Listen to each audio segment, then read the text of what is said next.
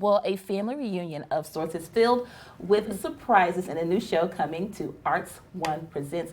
We've got members of the cast plus the director here to tell us all about Team Dad. Welcome, everybody. Thanks for having us. Absolutely. Yeah. Okay, so we've got a big group here, which we're really excited about. Tell us your name and then your role in the show. Okay, my name is Trey Smith, and I'll be directing. Okay. My name is Colin Mills. I am assistant directing. Okay. I'm Amy Proholis. I'll be playing Alusha. Okay. My name is Eric Soto, and I'll be playing Tom. I'm Amaya Allen, and I'll be playing Abby. Okay. Yeah, well, what thanks, a good everybody. cast. Yeah. Yeah, absolutely. Trey, maybe you could give us some insight. What's this play about? Sure, great question. So this play is kind of the Afro-Latina parent trap that you always wanted and maybe Yes. didn't know. Yes. Yes. What essentially happens is you have Abby, and she is a precocious emo goth teenager who is graduating high school at age 15. Ooh. Yes. Okay. She has a biological father and a biological mother. Her biological mother is engaged to a social worker slash healer, and her biological father is a rock star who's currently dating, questionably, a college girl. Okay. And so Abby orchestrates a Parent Trap-esque meet-up between her biological parents in hopes that they will be able to rekindle their love in time for her high school graduation. Oh my. Man, there's a lot happening. Oh, yeah. Listen, she is on a mission. Okay, Abby, I'm with you, girl. I love this. Why did you want to bring this show to the stage?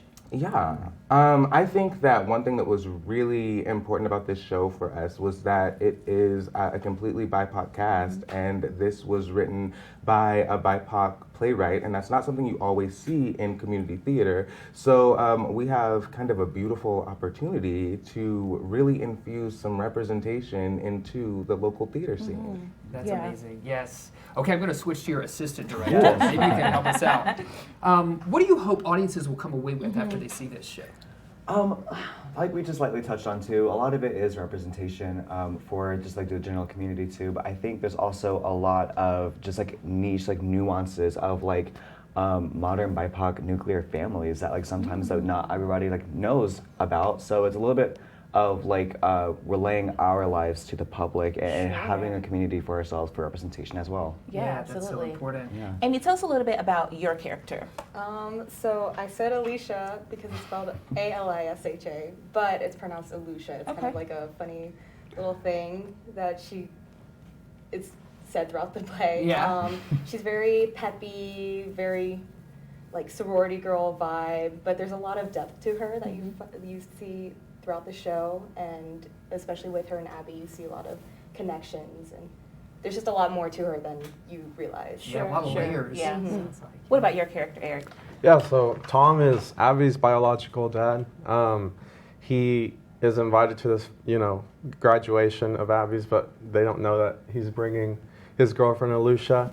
So when he shows up, it's kind of awkward, and it turns, at the very beginning, it's Tom coming from this rocker phase, his teen, adolescence that he might not be very mature. And so throughout the play, he kind of gains this knowledge or experience that later on kind of helps him see that he really does care about Abby, and that the reason he's there is to be there for her for Sure. this graduation. You've got the rock star hair going on. Oh yeah. And then tell us a little bit about Abby. So Abby is the 15-year-old who is graduating early, and it kind of means a lot to her because she's like seeing, she comes from a family of generations of just not really graduating high school or doing well. So yeah, she is very proud of herself for this, and she's graduated early, and she wants both of her parents to be at her graduation, but she knows that the relationship is very rocky. So she's very cold. She's like a emo kid. She's very cold, but she actually has a big heart. She just is putting up a front. Sure, absolutely. Sounds like a story. Cannot wait to see how this unfolds. What are the details, Trey? When and where can we see it? So we will be coming to you live at Mount Sequoia in the Clap Auditorium. We will be having shows November 2nd through the 5th. Okay.